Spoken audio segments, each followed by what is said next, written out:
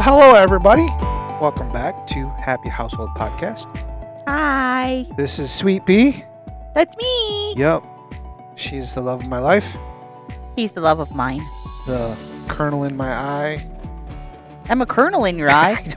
I was just trying to be. What am I, popcorn now? The little sleepies in the corner of your eye that. You're calling me eye boogers? No. I mean, Yeah, I know I'm wearing actually- a green shirt, but come on, dude. Actually, you are my booger. Because I would pick you every time. Blech. Ladies and gentlemen, dad jokes of the evening, Oh, presented by Benjamin. Wrong podcast. So, hello, Sweet Pea. Hi. How are you? Peachy keen like a jelly bean. Like always. We had a little discussion last night. We took the kids down to see their dad. Yep. So, on the way back, we happened to have a little discussion in the truck on the way back. Mm-hmm. It kind of... I don't know if I wanted to say that it got some gears spinning or brought some stuff to light, but I figured we would take a few minutes today and just kind of try to process what was said yesterday through the entire conversation as best we can, because now it's a little late, so Yeah. some things may have been missed out. But Yeah, to give you guys a little check, something I love about our relationship, and we have made it a priority in our relationship, is communication through pulse checks. So when one of us or both of us are feeling like something is off, that we're not ebbing and flowing like we should be, or somebody's maybe a little bit more sharper in their tone than they should be, I was last night, which is how this all sparked it. That's kind of what happened last night, kind of off the cuff. We tend to not do that in front of the kids because we want the kids to feel very... There are some conversations. Yeah. Kids should know how good and healthy relationships are, but there are some conversations that probably we keep between the two of us. should be, just strictly Yeah. between the two of us. And it's not that they shouldn't know. It's not really their place to know, if that makes any sense. Well, we keep things private, but there are certain things that we communicate in front of the kids so that they can see, hey, we might disagree on the wall should be pink or the wall should be purple. We kind of we try to find an agreement between the two of us and let the kids see the unity between the two of us. But we also allow them to see that unity in And how we got there. in combat. Right. Because there are times where like we just disagree in the moment, but we are very aware that the kids are listening, and we want them to see like, I don't always agree with you, or you don't always agree with me. But that doesn't mean that we don't love each other. It doesn't mean that we don't want to work on this. It doesn't mean that openness and trust and communication is still a piece of that, even in the worst spot that we've been in. And, there's times where they've seen me say, I need to walk away for a minute. Right. And then we do it in front of them. When we come back together, we try to do that in front of them so that they see like, hey, we were respecting each other's boundaries. It triggered something in one or other of us. And they see that it's healthy to say, I need a moment. Right. And for us to also do that with them as well. Yeah. So, but anyway, we got into this conversation because your girl here decided she was going to get a bit snippy because I didn't have the greatest of days. That's not an excuse, but we all know that just happens sometimes when you feel overwhelmed and when you feel like you're under attack and you feel like you let people down, I tend to get very short toned is the best way to put it. I get very snippy. I get very quiet. And when I do say something, it's very impactful. And so that's kind of how this whole conversation came about. And I kind of flat out told you, like, exactly that. Like, I've had a bad day. Please don't take my tone as anything other than da-da-da-da-da-da-da. Right. Which ensued then the conversation. Yeah, well, I mean, we covered a lot of stuff last night, and there was some personal stuff there, some family stuff that's going on that I'm going to try to keep off of here for a while. It has nothing to really do with us, but it's just privacy for the family. But we ended up getting on the subject of trauma, right? So, everyone has a degree of trauma somewhere in their stuff. And so we discussed that. And so we're on the same page on all that stuff. But it brought up something to me that I think I wanted to discuss a little bit is that a lot of people today don't really feel like they have purpose. Right.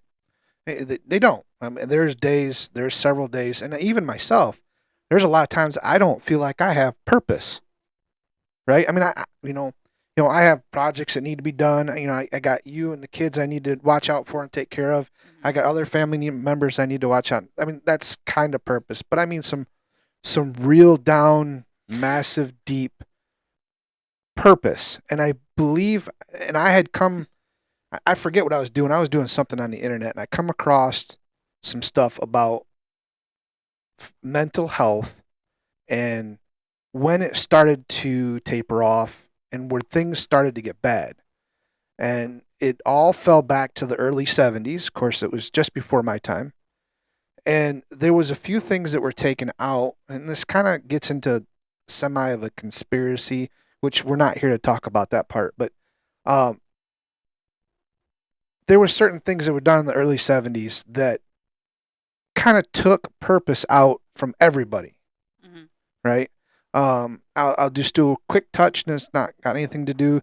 This stuff is government stuff, but I'm sure there's way more stuff that has its little sprockets in this whole machine as well. In the early 70s, they got rid of the draft, right? When that happened, and I'm not saying that was a bad thing to get rid of it, I think it was probably a good thing to get rid of. But what happened on a psychological level for men, including myself, is that it took away that deep purpose of God, country, family. Took it out. And there was nothing there that replaced those three things. Right? And that's on the men's side of it. On the women's side of it, just after they got rid of the draft, they have a topic that's very sensitive to a lot of people. And I'm not here to debate what it was. It's Roe versus Wade. Yep. It's the abortion stuff. You can believe what you can believe. We believe we believe. We're not. This isn't about that. We can argue. We can discuss that on a whole nother topic or on a whole nother podcast. Doesn't matter. But what that did on a psychological level for women, the way I understand it, is it took away the purpose of motherhood. Women have a deep, deep sense of motherhood. I mean, they were supposed to. That's how they were designed. That's how they were designed. And although I'm not going to argue the points of Roe versus Wade, I will say that it may or may not have been a good idea to do that part, right? So we just take the argument out of that altogether.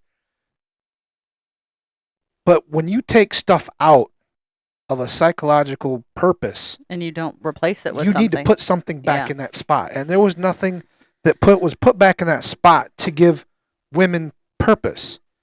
After that, women started, women's rights came around, and that's all great. It's all fine and dandy, but they didn't have a purpose. Right. And I really want to bring that to light is that from the early 70s, and I'm a 70s baby, you're an 80s baby. So I'm right up hair metal, baby.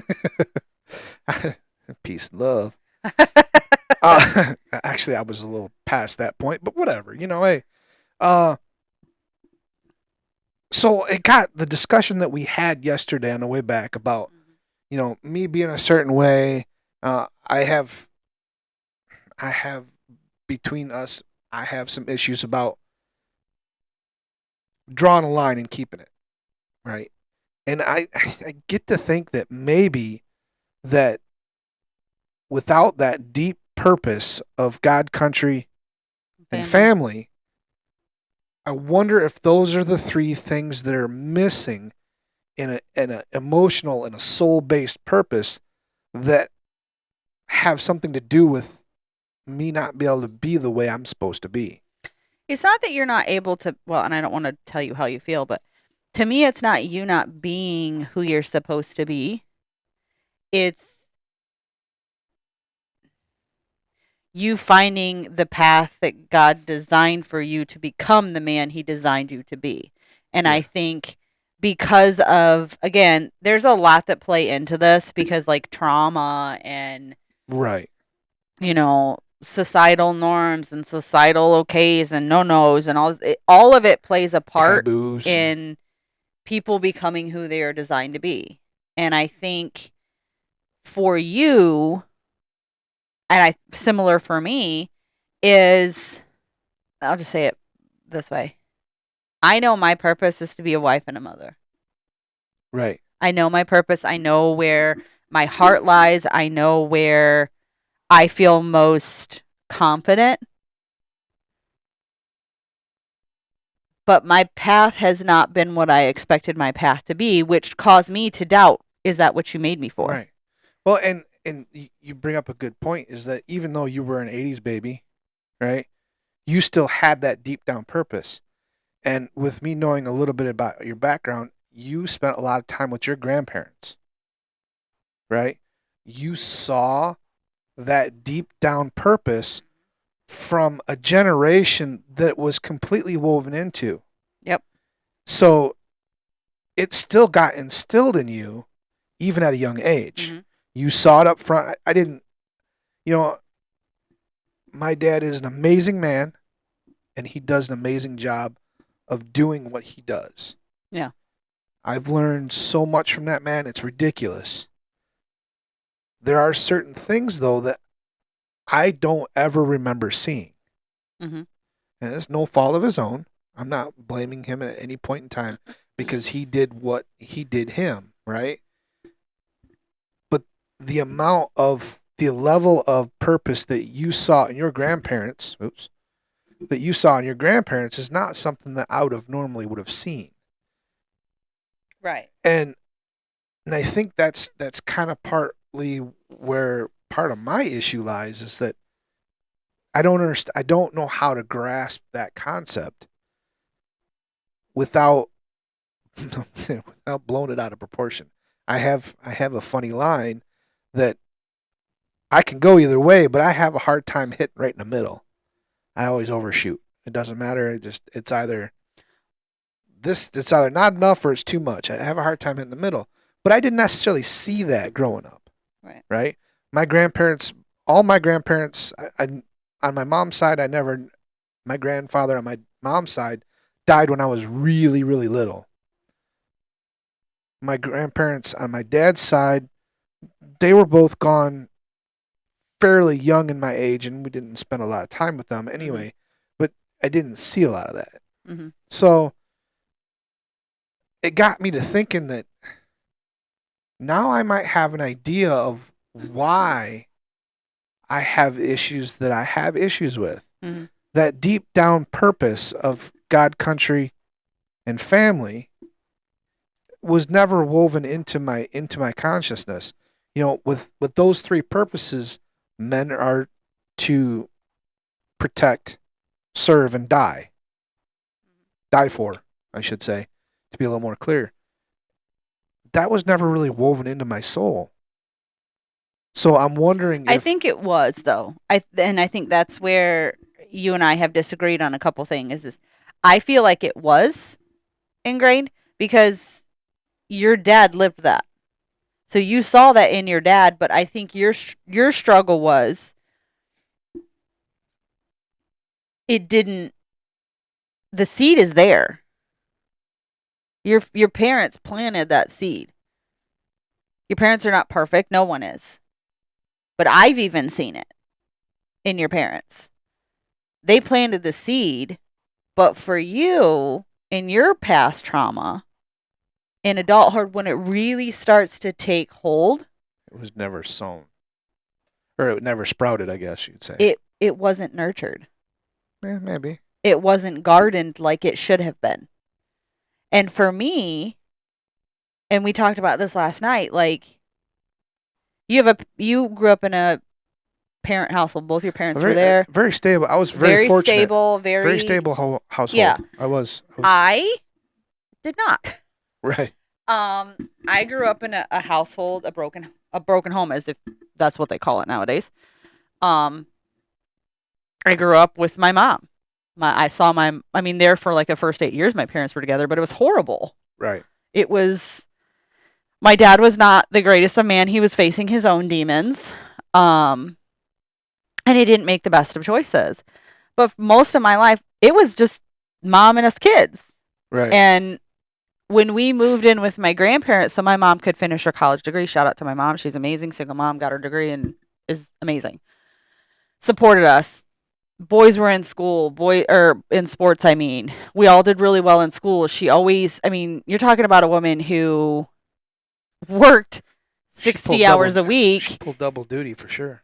Came home, had to be both dad and mom. She was our teacher. She was our tutor.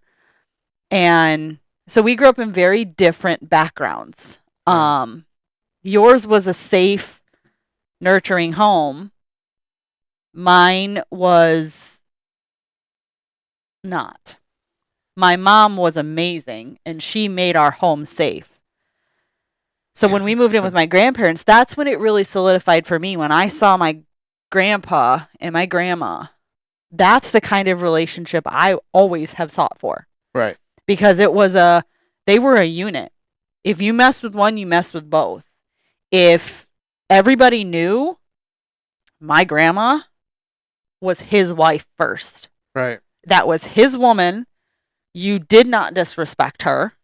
You gave her the respect owed to her. You treated her kindly. Now, mind you, my grandmother was a saint. I know she was not perfect, but she was dang near close.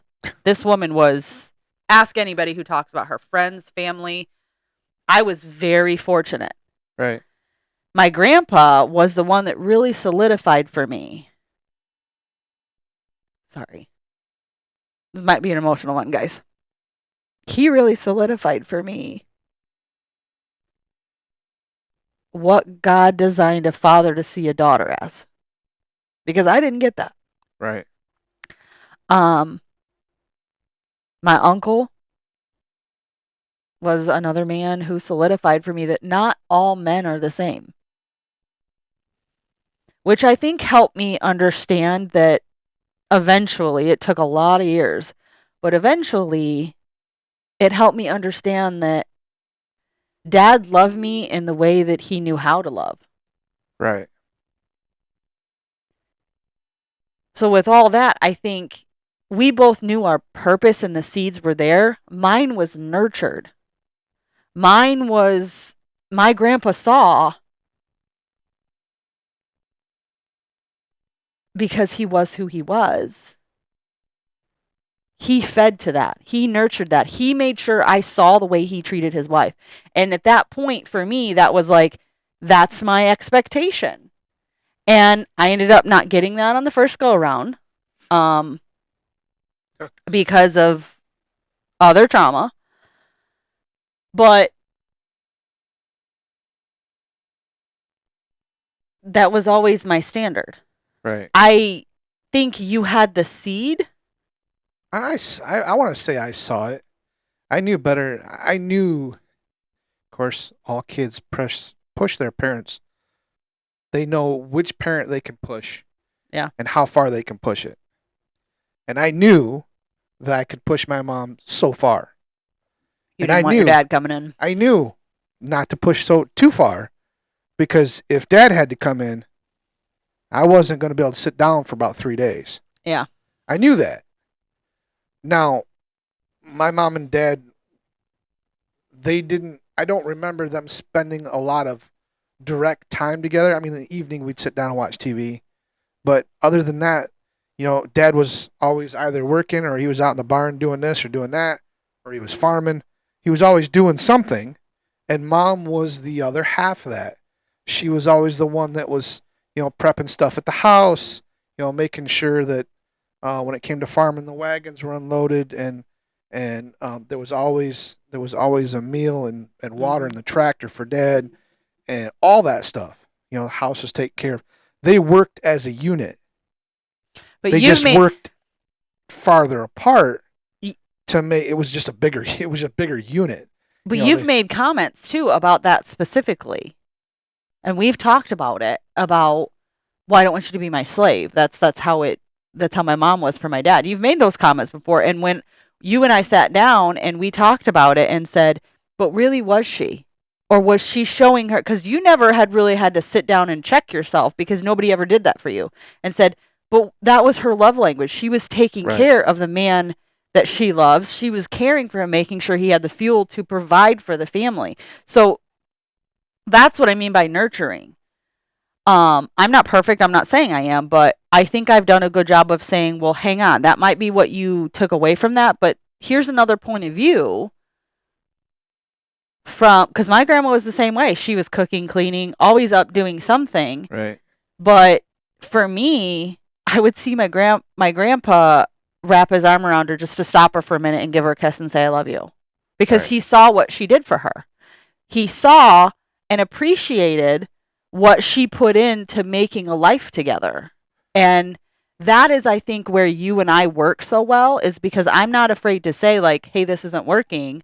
You're not afraid to say, hey, you're off. What's going on? Or I'm off, and Yeah. because there's, you know, like everyone knows, I just had hip surgery. So there was a And time not there. using his crutches like he's supposed to. Shh. Doctor, give me the news. I got a bad case of not listening to you. So did your baby lose track? Sorry. That's me. um, I want to say I know from I just know that my dad did the same thing. Mm-hmm. I never actually physically saw it, and I think that comes to a point where I know that's what's supposed to be done, or I know that's what's done, but it's not something that comes to the forefront of my mind all the time. And Tasks are always going to come first in your right, mind. and I think I forget where I was originally going with it, but Sorry. um, yeah, it like like the song it picked up and hit fifth gear and not somewhere in Albuquerque. Uh, But it's interesting to me because your parents have such a good relationship. they Like, do. they are genuinely great human Yeah. beings. They're great They're together.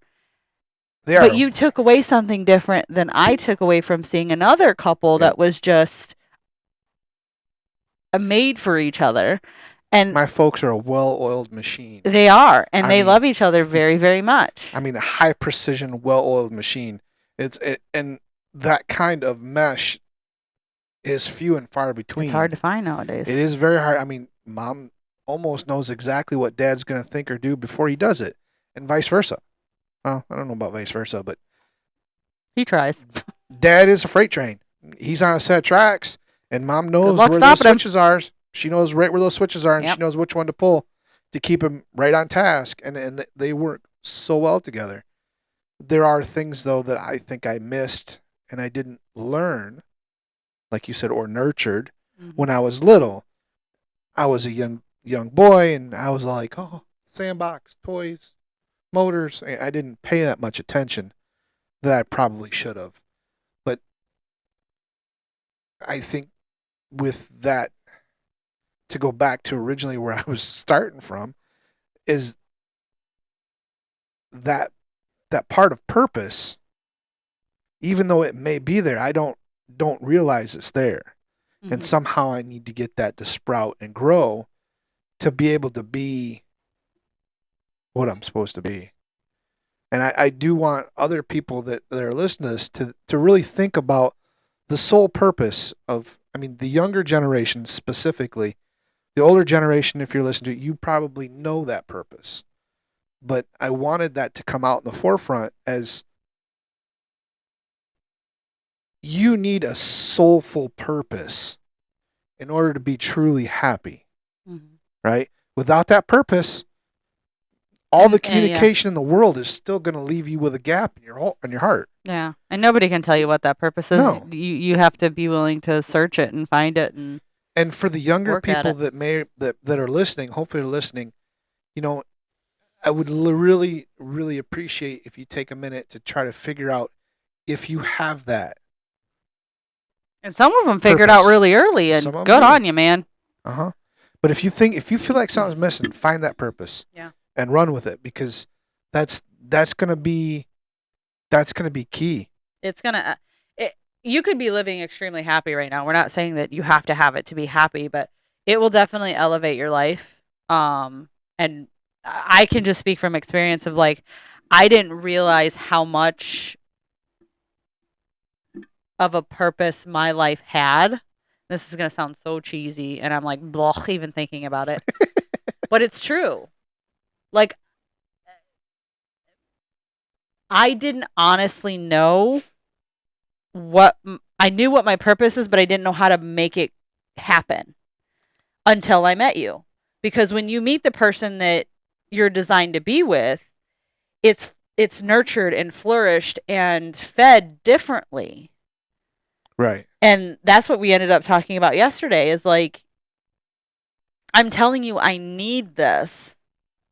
This is something that is designed for me to need. I can't change it. And you have it in you to provide it, but you're refusing.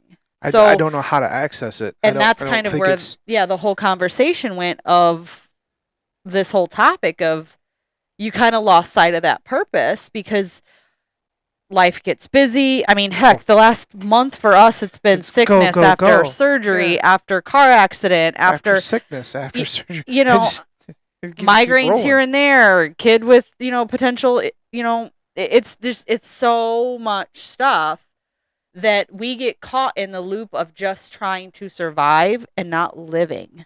Right. And yesterday was a moment for both of us where we were both like, this ain't living. Just occupying the same space. It's not living. We're living. I just don't think it was happy living. There's that one. It's a good foundation. I mean, don't get me wrong. I'm even gonna say it's a great foundation between the two of us. Well, we've changed our foundation. That's why. But there are small cracks in there that make us second guess. And I think, fortunately for the two of us, is we have a safe space to say, like for example,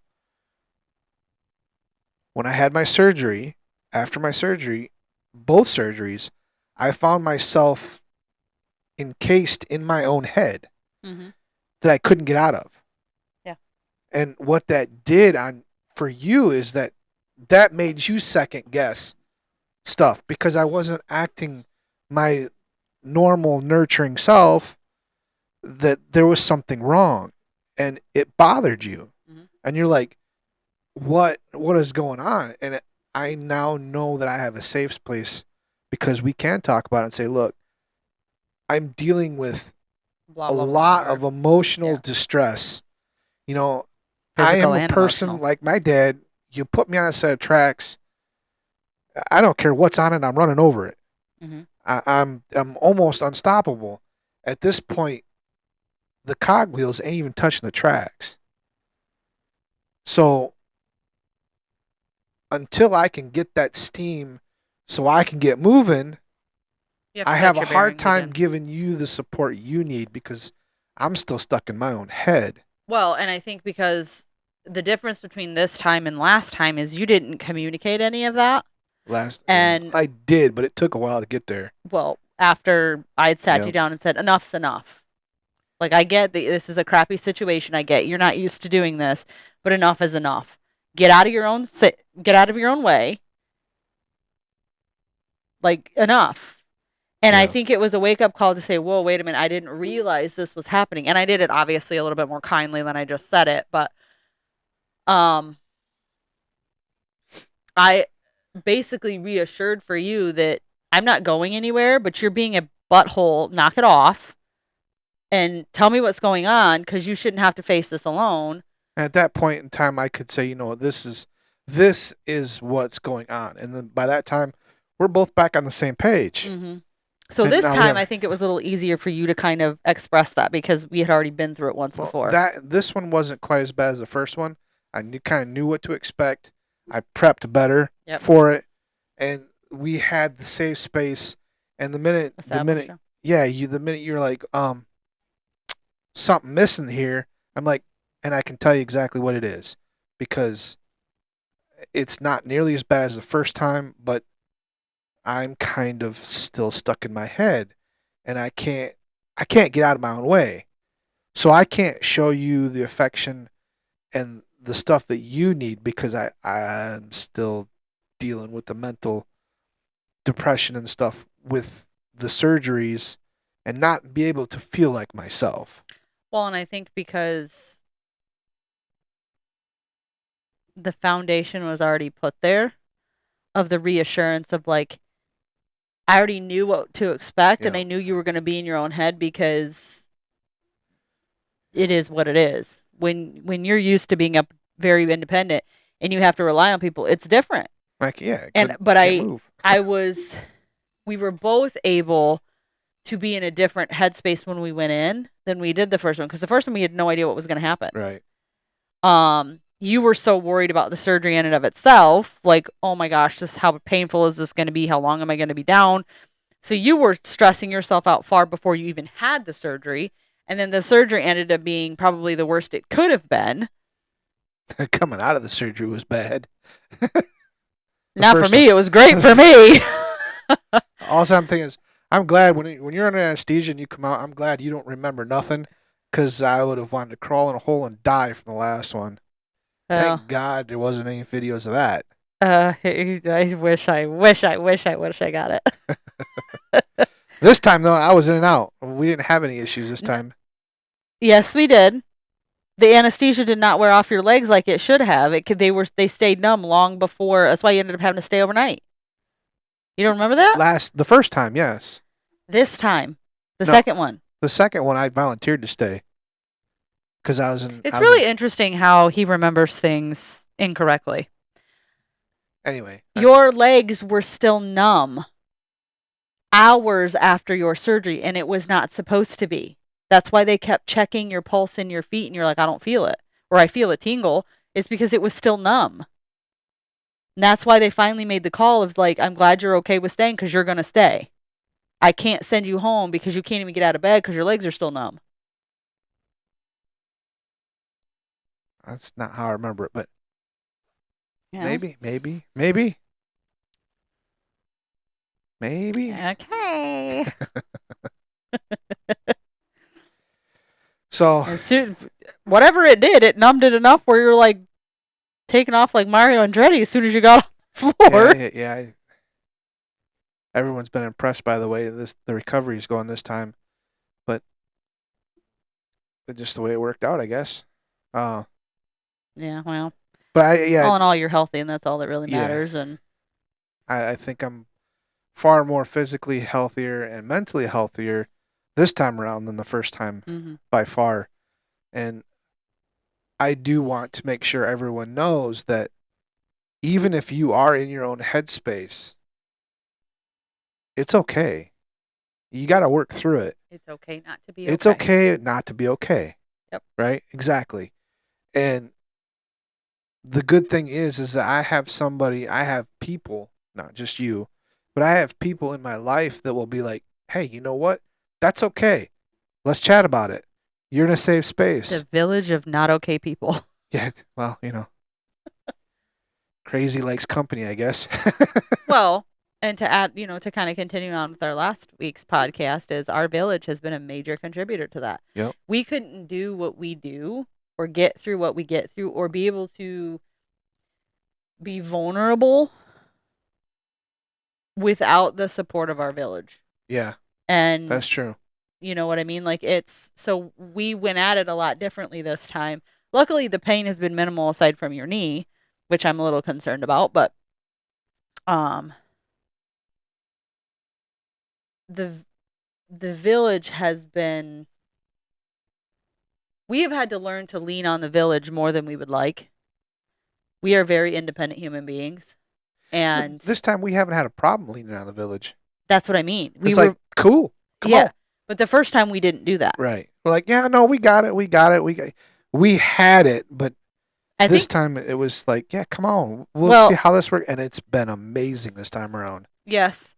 But I also think that the Lord provided opportunities through unexpected situations. I'm going to say it like that. To maybe teach us that He put barriers in our way where we had to lean on Him. Oh, yeah. We had to be vulnerable. We had to say, I can't do this by myself anymore. Right. Like, to go from literally having 5 out of 6 of us bedridden for a week and can't breathe and coughing and having trouble breathing to being literally off school and work for 4 days to then your surgery to then Maddie getting into accident days. It was like He had put this in place where we had to reach out and say, hey, can you help me? 2 drivers down to 1 is a lot for me to contend with. And me having to be vulnerable and saying, I can't do it all. Right. I need help. And the village was literally waiting to run in the door. Yep. Because they've been asking, what can I do? What can I do? What can I do? And so be respectful, but do not be afraid to lean on your village. Yeah. Don't take advantage. Because I'm telling you right now, things will go so much smoother. Yeah. And you'll be happier for it. I know I'm happier for it. And we've had a taste of something that now we're like, I would love to have that village tighter. It's probably not feasible to do. When he says tighter, he just means like compound. Right. I mean, it would be great if we not lived in the same house, but lived extremely close, yelling distance. Yeah, we love our village, but we love them from a distance. I mean, even like you said, even the family compound idea has definitely sparked an interest, and like that would be great. You know, to have the family and even the friends just a stone throw away. They have their own lives and they have their own things going on, but they have their own space and their own privacy. But they're just close enough where it counts, but just far enough away that they can still remain happy. Mm-hmm. And I don't know. I think it's a little late in our years to be able to pull that off. But I'm so close to retirement. I don't know if I want to try it now or not. But well, that just means you'll have plenty of time to set it all up. Setting it up is not the problem. It's the moolah that's the problem. Well, I guess I'll just have to be your sugar mama. Hey, bring it on. I'm not one of those kind of guys that's gonna feel diminished if you make more than threatened. You make even in your retirement, you're still gonna make more than me. That's just sad. Well, maybe someday this podcast and stuff take off. We'll both be rolling in dough. Well, okay. The only way that's gonna work is if you like, share, comment, follow, and give us money. No, I'm just kidding. The last part, no. But if we would prefer that you enjoy this. We're not in this for the money. No, we're just in this to share time with all of you and share time together. And if there's an opportunity for us to help people from what we have learned, like even better, like what we just talked about today, right? If it helps somebody else just a smidgen, then that brings us happiness as well. Mm-hmm. And the comment, the follow, the share will be great. Maybe you help support us, help others. Right. Maybe somebody that is not quite, set right and need to. Sorry, my village or our village. My mom just messaged me because I was telling her that this lovely man here planned a date for us today. To one of my favorite. You don't remember? Okay, wow. Or were you just making that face? I was just making that face. Oh. So he's gonna be taking me to one of my favorite restaurants, Ichiban. So I told my mom that that's what we were doing, and she just texted me and she goes, "Enjoy your itchy buns." Itchy buns? Stupid autocorrect. Because when I was on the phone with her, she goes, "He's giving you itchy buns. That doesn't sound like a good date." That's my village, everybody. I got talcum powder for that. You'll be all right. Just sprinkle A it on little it. cornstarch here and that'll be fine. Rub it in so it's not so itchy. But she just sent me a message that says, enjoy your itchy buns. I'm just going to put will do. Got plenty of cornstarch. Oh. Oh, I love my village. Oh, that's great. So Our village is funny. yeah. So I guess Because your dad's roller skating at 80. My mom's worried about itchy buns. itchy buns. Yeah, Oh, there's something about that. But yeah. I think that'd be a good place to go ahead and so we'll let you guys do on that. We'll wrap it up right there. We appreciate the listens, the Yep. follows, the comments, the likes, the support. Yep. We cannot express to you all how much we truly, truly Yep. appreciate that. And Give us a thumbs up, give us a stars, give us hearts. like, share, follow. Yep, Tell all your that friends. stuff. Tell your family. If you have anything that you want to relay back to us, you can do that either through the social platforms or through the email happyhouseholdpodcast@gmail.com. All one word.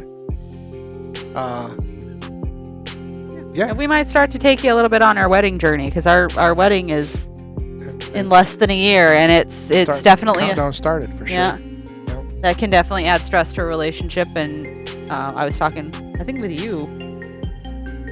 I think it was with Erin, my best friend, my sister from another mister, about how stressful that can be. But it seems like ours has just kind of fallen in place,